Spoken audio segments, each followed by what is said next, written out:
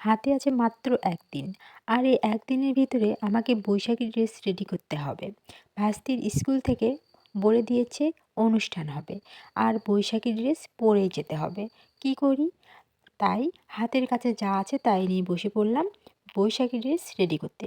আমার অনেক দিন আগের একটা শাড়ি ছিল, সেই শাড়িটাই আমি নতুন করে ডিজাইন করব। তাও আবার গামছা দিয়ে। যে গামছা দিয়ে ডিজাইন করার অনেক দিনের শখ ছিল আমার, কিন্তু কখনো করা হয়নি। এই প্রথম আমি গামছা দিয়ে শাড়ি রেডি করব।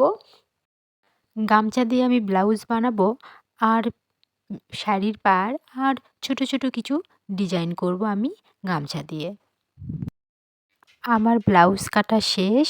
এবার আমি টুকরো টুকরো ডিজাইনগুলো কেটে নেব। এই যে আমার কাটা হয়ে গেছে গামছা। এখন আমি